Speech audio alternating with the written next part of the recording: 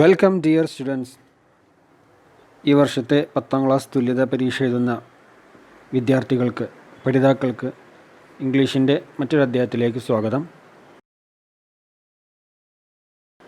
In previous class we have learned some topics about the English grammar such as alphabets, words, sentences, etc.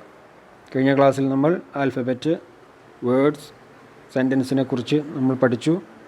അതുമായി ബന്ധപ്പെട്ട് ഇനിയും ഒരുപാട് കാര്യങ്ങൾ നമുക്ക് പഠിക്കേണ്ടതുണ്ട്. സന്ദർഭത്തിനനുസരിച്ച് നമുക്ക് പഠിക്കാം. Today we are going to learn our text based topics.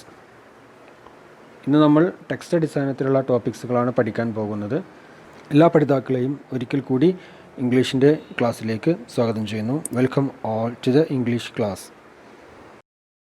First of all I am introducing our new textbook. Kerala government of general education പുറത്തിറക്കിയ ഈ ടെക്സ്റ്റ് ബുക്ക് പ്രിപ്പയർ ചെയ്തിരിക്കുന്നത് KSLMA, Kerala state literacy mission അതോറിറ്റിയാണ്. ഇതിൻ്റെ ആദ്യ പേജുകൾ നമ്മൾ പരിശോധിച്ചാൽ കാണാൻ കഴിയും. നാഷണൽ ആന്തം, പ്ലഡ്ജ് എന്നിവ നമുക്ക് കാണാൻ കഴിയും. എല്ലാ ടെക്സ്റ്റ് ബുക്കിൻ്റെയും SCERT ഗവൺമെൻറ് ഇറക്കുന്ന എല്ലാ ടെക്സ്റ്റ് ബുക്കിൻ്റെയും ആദ്യത്തിൽ ദേശീയ ഗാനവും പ്രതിജ്ഞയും ഉണ്ടാവും. അതിനുശേഷം കേരള സ്റ്റേറ്റ് ലിറ്ററസി മിഷൻ അതോറിറ്റിയുടെ ഡയറക്ടർ PS ശ്രീകല എഴുതിയ ഒരു പ്രിഫേസ് ആണ്, ആമുഖമാണ് നമുക്ക് കാണാൻ കഴിയുക. സാധ്യമാകുന്നവർ അത് വായിച്ചുകൊണ്ട് കാര്യങ്ങൾ മനസ്സിലാക്കുക. തുടർന്നുള്ള പേജിൽ ഈ ടെക്സ്റ്റ് ബുക്ക് പ്രിപ്പയർ ചെയ്യുന്നതിന് വേണ്ടി പരിശ്രമിച്ചിട്ടുള്ള അധ്യാപകരും പ്രൊഫസർമാരും എക്സ്പേർട്ടുകളും അടങ്ങുന്ന ടീമിനെ പരിചയപ്പെടുത്തുകയാണ്. അതോടൊപ്പം അടുത്ത പേജിൽ ഇന്ത്യൻ ഭരണഘടനയുടെ പാർട്ട് 4A പറയുന്ന ഫണ്ടമെൻ്റൽ ഡ്യൂട്ടീസ് ഓഫ് സിറ്റിസൻസ്, അതായത് പൗരന്മാരുടെ മൗലിക കർത്തവ്യങ്ങളെക്കുറിച്ചാണ് ഇവിടെ പ്രതിപാദിക്കുന്നത്. മലയാളം ടെക്സ്റ്റ് ബുക്കുകളിൽ ഇത് മലയാളത്തിൽ പ്രിൻ്റ് ചെയ്തിട്ടുണ്ട്. രണ്ടും താരതമ്യം ചെയ്തുകൊണ്ട് വായിച്ച് മനസ്സിലാക്കാൻ ശ്രമിക്കുക. തുടർന്ന് വരുന്ന പേജുകളിലാണ് നമ്മുടെ ടെക്സ്റ്റ് ബുക്ക് അടിസ്ഥാനത്തിലുള്ള കാര്യങ്ങൾ വരുന്നത്. ഫസ്റ്റ് ഓഫ് ഓൾ കണ്ടൻസ് എന്നുള്ള ആ ടോപ്പിക് നമുക്ക് നോക്കാം. ഈ വർഷം നമ്മൾ പഠിക്കാൻ പോകുന്ന പാഠങ്ങളുടെ ഒരു വിവരമാണ് ഇവിടെ നൽകിയിട്ടുള്ളത്. Unit 1, unit 2, unit 3. And also each unit has a name or a caption. ഓരോ യൂണിറ്റിനും ഓരോ ക്യാപ്ഷൻ കൊടുത്തായിട്ട് നമുക്ക് കാണാൻ കഴിയും. First unit vase of learning, second unit ways of ensuring, third unit ways of sharing. And also we have seen that in each unit we have to learn 4 or 5 chapters. ഓരോ യൂണിറ്റിലും 4-5 ഉപപാഠങ്ങൾ നമുക്ക് പഠിക്കാനുണ്ട് എന്നുള്ളതാണ്. അത് കവിതകളായിരിക്കും, കഥകളായിരിക്കും, സംഭാഷണങ്ങളായിരിക്കും, അതല്ലെങ്കിൽ news paper കട്ടിങ്സോ റിപ്പോർട്ടുകളൊക്കെ ആയിരിക്കും നമുക്ക് പഠിക്കേണ്ടി വരിക. Okay, നമുക്ക് ഒന്നാമത്തെ യൂണിറ്റ് ഒന്ന് പരിശോധിച്ച് നോക്കാം. Unit 1 ways of learning. In this unit we have to study 4 chapters. The Burning Rice Fields is the first chapter. It is a interesting story. Second one, Encroachment. It is a poem. Third one, Severance. It is a name of a small girl. She made a speech at UN conference. UN കോൺഫറൻസിൽ ഒരു ചെറിയ പെൺകുട്ടി നടത്തിയ പ്രഭാഷണത്തെക്കുറിച്ച് നമുക്ക് പഠിക്കേണ്ടതുണ്ട്. Last one, മസാഗി, Jonesy and Calvert. ഇത് 3 പ്രശസ്തരായ പരിസ്ഥിതി ശാസ്ത്രജ്ഞന്മാരാണ്, പരിസ്ഥിതി പ്രവർത്തകരാണ്. അവരെക്കുറിച്ച് നമുക്ക് പഠിക്കേണ്ടതുണ്ട്. ഇങ്ങനെ ഓരോ യൂണിറ്റിലും 4-5 ഉപപാഠങ്ങളുണ്ട്. നമുക്ക് ആദ്യത്തെ ഈ യൂണിറ്റാണ് നമ്മളിന്ന് തുടങ്ങുന്നത്. ഓക്കെ, അപ്പോൾ നമുക്ക് ആദ്യത്തെ പാഠത്തിലേക്ക് നീങ്ങാം.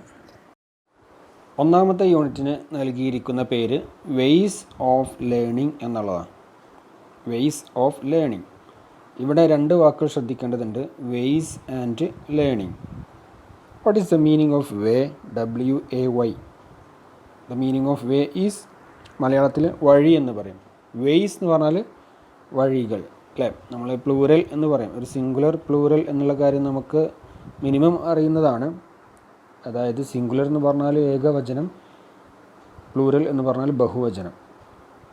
ഇപ്പോൾ പെൻ, പെൻസ്, ബുക്ക്, ബുക്സ് എന്ന് പറയുന്നത് പോലെ വേ, വേയ്സ്, വഴികൾ എന്നർത്ഥം. Ways of learning. ലേണിംഗ് എന്നുള്ള വാക്ക് ലേൺ പ്ലസ് ING കൂടി ചേർന്ന ഒരു വാക്കാണ്.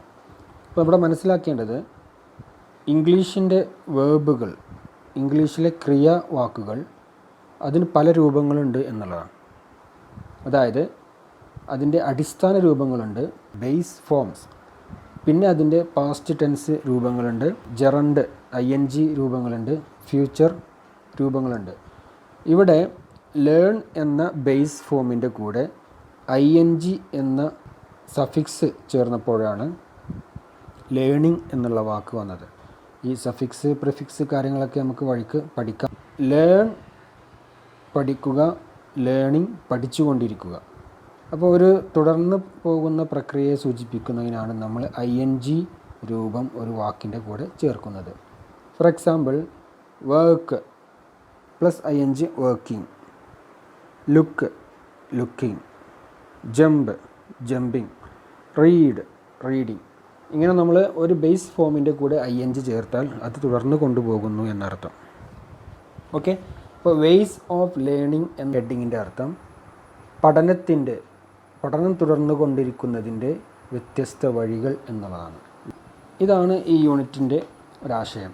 വ്യത്യസ്ത രീതികളിലൂടെ നമ്മൾ വിജ്ഞാനം ആർജിക്കുന്നു എന്നുള്ളതാണ്. ഇപ്പോൾ നമുക്കിവിടെ കൊടുത്തിരിക്കുന്ന ചിത്രം ശ്രദ്ധിച്ചാൽ കാണാൻ കഴിയും, സ്കൂൾ പരിസരം, ധാരാളം കുട്ടികൾ വന്നു പോകുന്ന ഒരു സ്കൂൾ പരിസരമാണ് നമുക്കിവിടെ കാണാൻ കഴിയുക. വിജ്ഞാനം എന്ന് പറയുമ്പോൾ അല്ലെങ്കിൽ വിദ്യാഭ്യാസം എന്ന് പറയുമ്പോൾ നമ്മുടെ മനസ്സിൽ ആദ്യം വരുന്നത് സ്കൂൾ തന്നെയാണ്.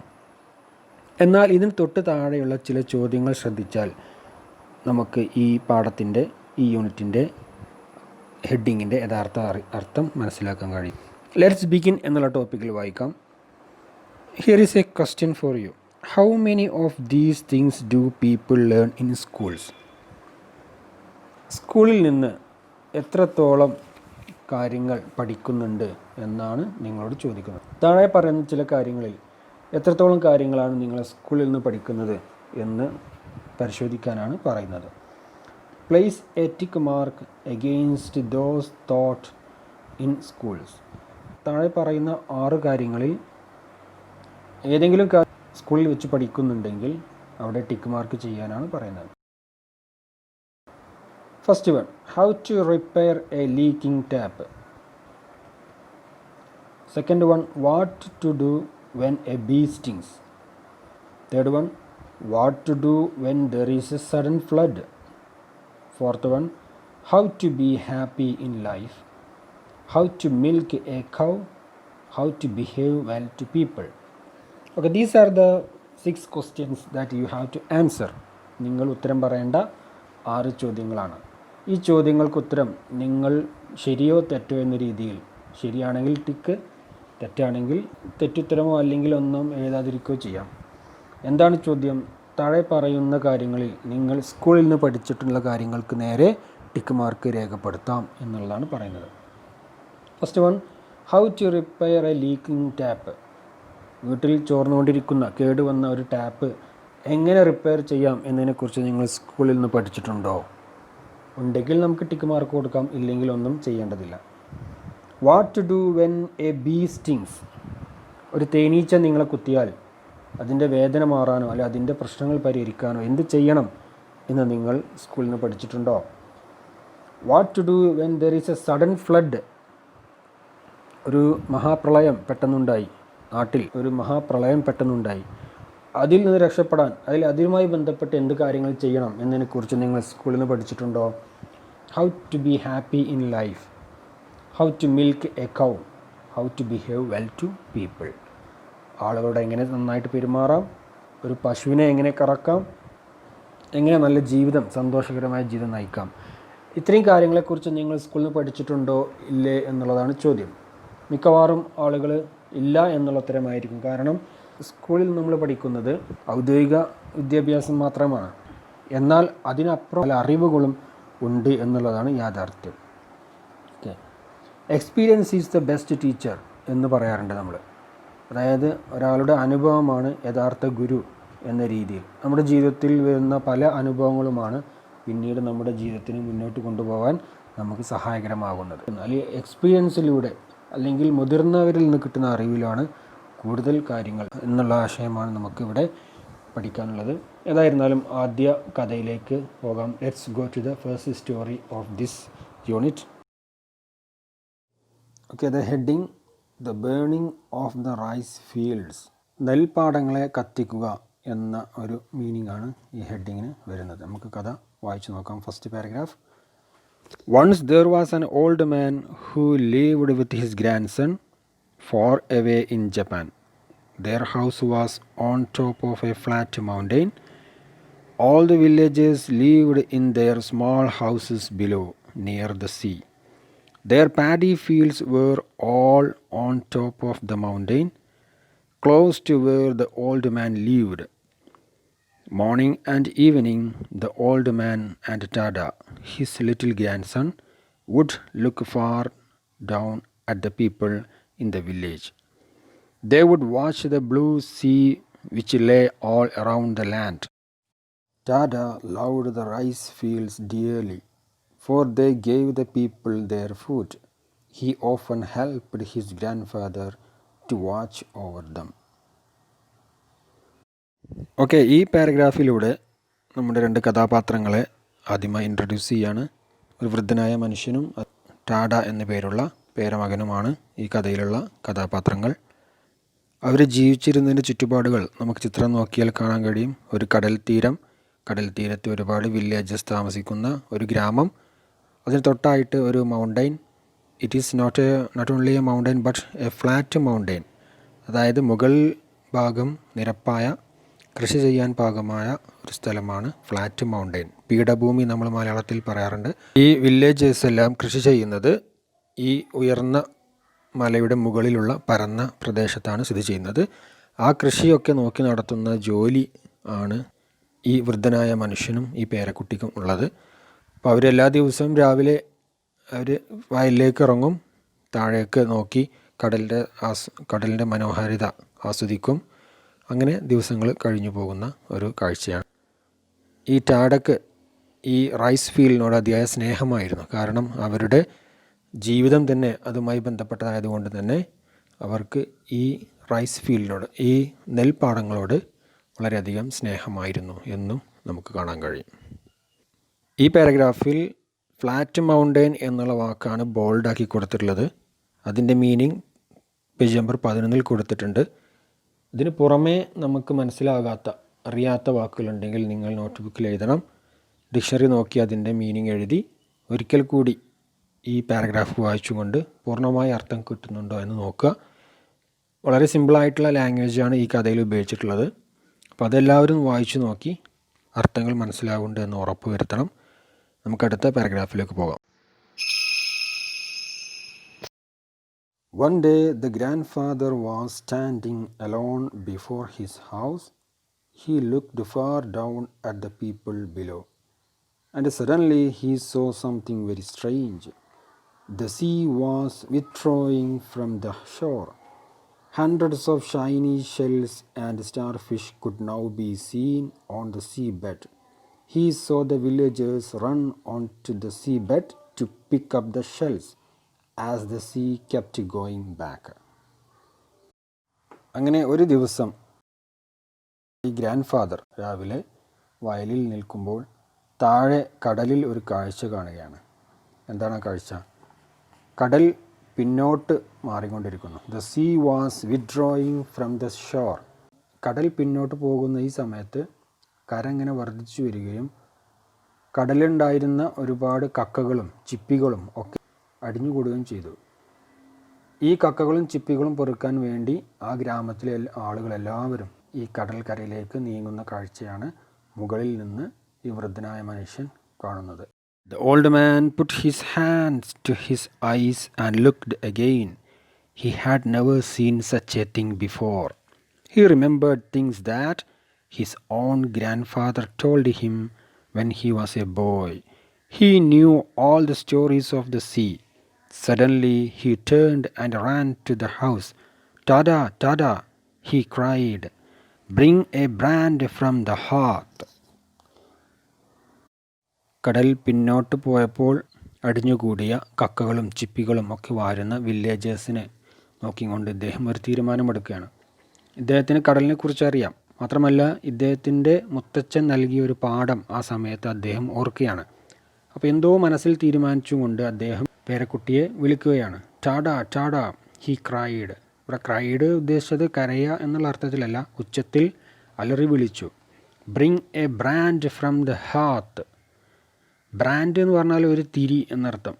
ഹാത്ത് എന്ന് പറഞ്ഞാൽ അടുപ്പ്, തീ കത്തിക്കുന്ന ഒരു ഭാഗത്തെയാണ് ഹാത്ത് എന്ന് പറയുന്നത്. ഇവിടെ ഈ വാക്ക് പ്രത്യേകം ശ്രദ്ധിക്കണം. HEARTH, ഹാത്ത് എന്നുള്ള ഉച്ചാരണമാണ് വരുന്നത്. ഈ രണ്ട് വാക്കിൻ്റെയും മീനിങ് പേജ് നമ്പർ 11 കൊടുത്തിട്ടുണ്ട്. അപ്പോൾ ഇങ്ങനെ ഒരു പെട്ടെന്ന് എന്തോ ഒരു കാര്യം ചെയ്യാൻ വേണ്ടിയിട്ടാണ് ഈ വൃദ്ധനായ മനുഷ്യൻ തീരുമാനിക്കുന്നത്. ഇത്രയും കാര്യമാണ് നമ്മൾ 3 പാരഗ്രാഫിൽ പഠിച്ചത്. ഈ പാരഗ്രാഫുമായി ബന്ധപ്പെട്ട് 2 ചോദ്യങ്ങൾ നമുക്ക് താഴെ കാണാൻ പറ്റും. ആ ചോദ്യങ്ങൾക്ക് നിങ്ങൾ ഉത്തരം ചെയ്യണം. അതുവഴി ഈ പാഠം ഇതുവരെ വായിച്ച് നിങ്ങൾക്ക് മനസ്സിലായി എന്ന് അസസ്മെൻറ്റ് ചെയ്യാൻ വേണ്ടിയിട്ടാണത്. First question, where all the paddy fields. ഇവരുടെ നെൽപ്പാടങ്ങൾ എവിടെയായിരുന്നു എന്നാണ് ചോദ്യം. 3 options: A on the top of the mountain, B below the mountain, C near the see.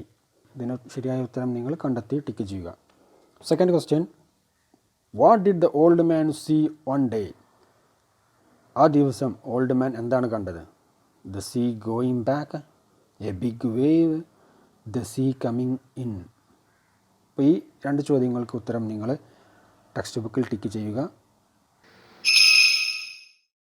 Dada did not know why his grandfather wanted fire. He was a good boy and he always obeyed. So he ran quickly and brought the brand. The old man took it and ran towards the rice fields. Dada ran after him. To his great horror, he saw his grandfather set fire to the dry paddy fields. "Oh, grandfather, grandfather," screamed the little boy. "What are you doing?" The old man said nothing. He went on setting fire to the ripe rice fields. Dada thought his dear grandfather had lost his mind, and he began to sob. Soon the field was ablaze, and thick black smoke began to rise up. It rose like a cloud, black and fierce, and the villagers saw from below that their precious rice fields were on fire. Ah, how they ran! Men, women, and children climbed the mountain, running as fast as they could to save their fields. Not one soul stayed behind in the village below.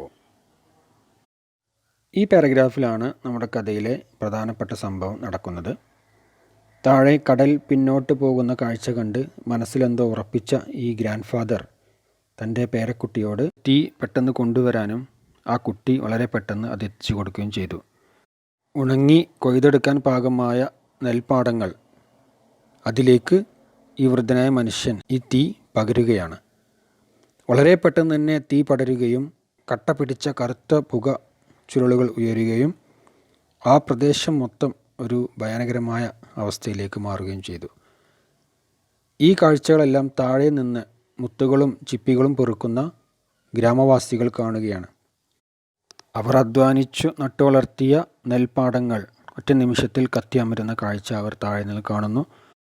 അവർ ചെയ്തുകൊണ്ടിരിക്കുന്ന പ്രവൃത്തി വിട്ട് വളരെ പെട്ടെന്ന് തന്നെ ഈ മൗണ്ടെയിൻ്റെ മുകളിലേക്ക് ഓടിക്കയറാൻ ശ്രമിക്കുകയാണ്.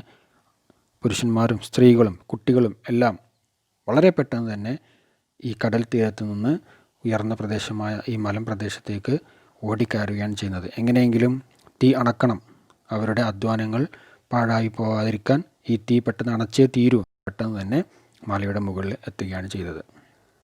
അങ്ങനെ ആ ഗ്രാമത്തിൽ ആരും തന്നെ അവശേഷിക്കാതെ എല്ലാവരും വളരെ പെട്ടെന്ന് മലയുടെ മുകളിൽ എത്തുന്ന കാഴ്ചയാണ് കാണാൻ കഴിയുന്നത്. ഓക്കെ, കഥ തുടരാം. And when they came to the mountain top and saw the beautiful rice crop all in flames, they cried bitterly, "Who has done this thing? How did it happen?" "I did," said the old man very solemnly. And the boy sobbed, "Grandfather set fire." അങ്ങനെ ഓടി കിതച്ചെത്തിയ ആളുകൾ ഈ കാഴ്ച കണ്ട് അമ്പരം നിൽക്കുകയാണ്. അവർ നട്ടു വളർത്തിയ, അധ്വാനം ചിലവഴിച്ച ഈ നെൽപ്പാടങ്ങൾ ഒറ്റ നിമിഷം കൊണ്ട് തീയായി മാറുന്ന കാഴ്ച അവർ കാണുകയാണ്. അവരിങ്ങനെ ചോദിച്ചു, ആരാണ് ഈ കൃത്യം ചെയ്തത്, എങ്ങനെയാണ് തീ പിടിച്ചത്? ആ സമയത്ത് നമ്മുടെ വൃദ്ധനായ മനുഷ്യൻ പറഞ്ഞു, ഞാനാണ് ചെയ്തത് എന്ന്. മാത്രമല്ല കരഞ്ഞുകൊണ്ടിരിക്കുന്ന ആ പേരക്കുട്ടിയും പറഞ്ഞു, അതെ, മുത്തച്ഛനാണ് തീയിട്ടത് എന്ന കാര്യം അവരെ അറിയിക്കുകയും ചെയ്യുകയാണ്. കഥ ഈ അവസരത്തിലെത്തുമ്പോൾ നിങ്ങളുടെ മുമ്പിൽ 2 ചോദ്യം കൂടെ ഉണ്ട്. Question 1. Why did the old man ask for a brand? എന്തുകൊണ്ടാണ് ഈ വൃദ്ധനായ മനുഷ്യൻ ഒരു തീനാളം കൊണ്ടുവരാൻ ആവശ്യപ്പെട്ടത്? First option, to light the hearth because it was cold, to set fire to the paddy fields. ഉത്തരം നിങ്ങൾ എഴുതുക. Second question, why do you think the old man set fire to the fields? ഈ വൃദ്ധനായ മനുഷ്യൻ നെൽപ്പാടങ്ങൾ കത്തിക്കാൻ കാരണം എന്താ നിങ്ങളുടെ അഭിപ്രായം? Because he was mad, to make the people come up from the seashore, he liked seeing the fields burn. ഇതിൻ്റെ ഉത്തരം നിങ്ങൾ കണ്ടെത്തുക. കഥ മനസ്സിലായി മുന്നോട്ട് പോവുകയും ചെയ്യാം. They all asked him, why? Look, he said, and pointed down to the sea. They all turned and looked, and there where the blue sea had lain so calm, a huge wave was rolling in. It was a tsunami, a really big one. No one could scream. So terrible was the sight. The wave came onto the land, passed over all the houses they had left behind. Another wave followed, and still one more. And then all was water, as fast as they could see. The whole village was gone. The wave then drew back, and nothing remained but a vast plain of wet sand. But the people were all safe, and when they understood what the old man had done, they honored him for his knowledge. His quick action had saved them all from the tsunami.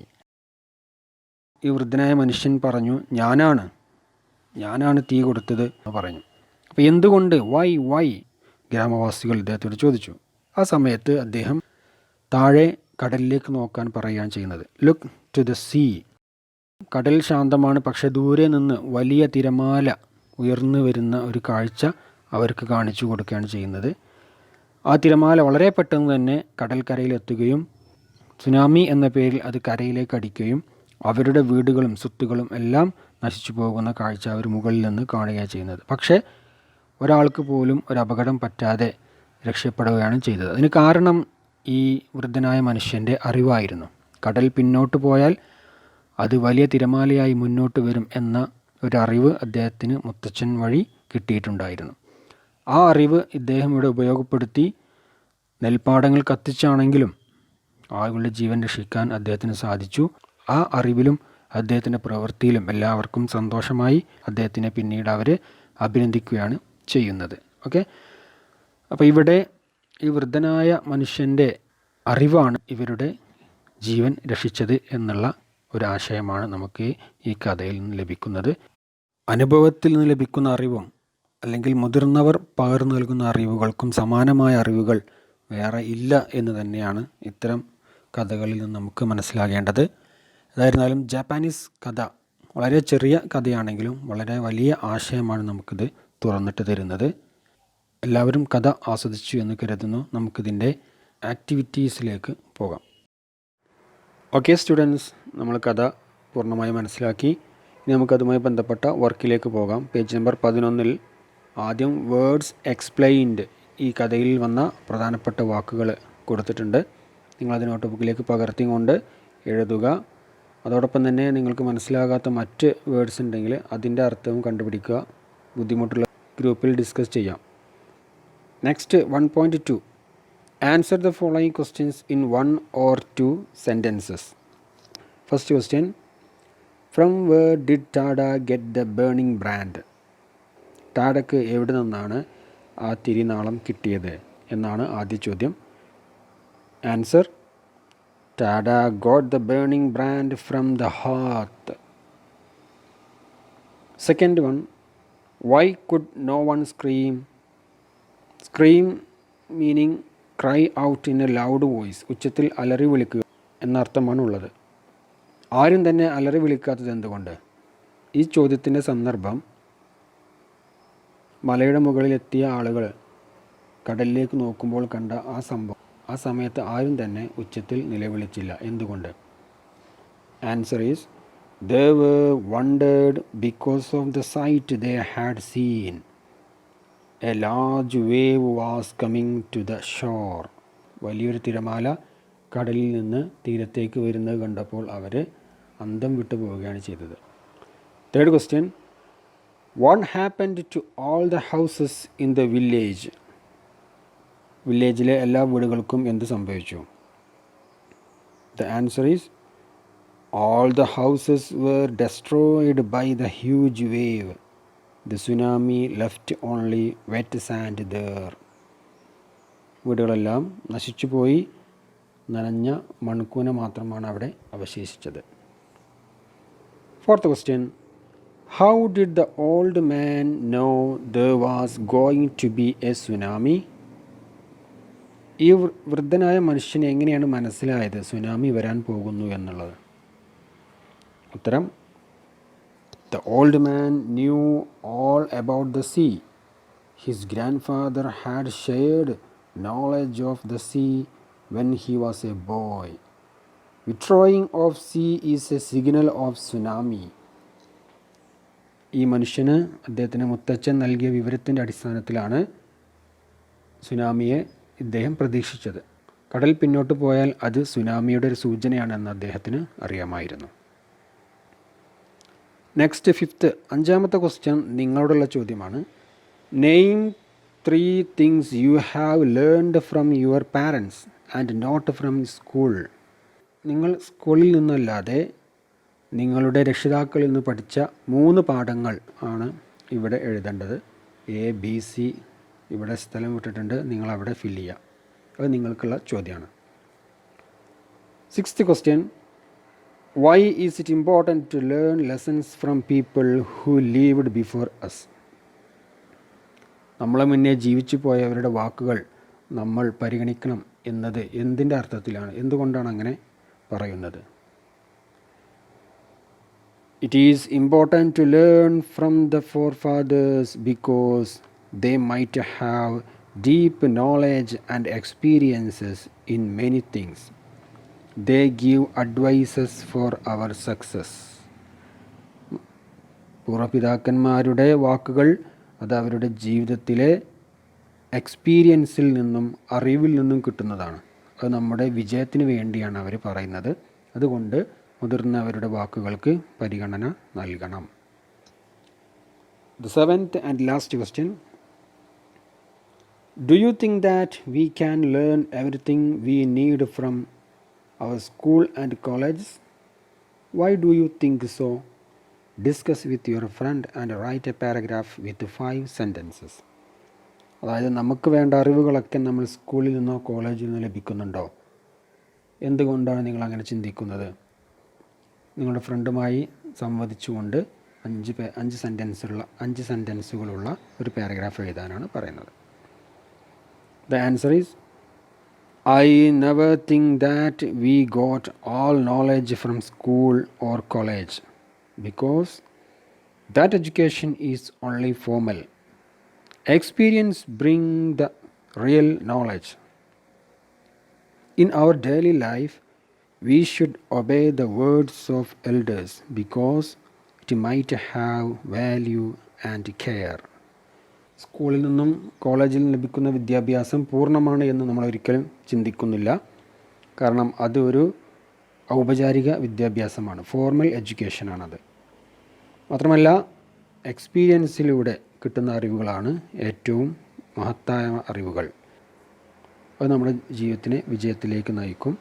മാത്രമല്ല മുതിർന്നവരുടെ വാക്കുകളിൽ നമ്മളോടുള്ള സ്നേഹവും അതിൽ മൂല്യവും ഉണ്ടായിരിക്കും എന്നുള്ളതാണ്. ഈ ചോദ്യങ്ങൾ ഇവിടെ ഞാൻ കൊടുത്തിട്ടുണ്ട്. അതോടൊപ്പം തന്നെ ഗ്രൂപ്പിൽ ഇത് PDF ആയിട്ട് പോസ്റ്റ് ചെയ്യുന്നുണ്ട്.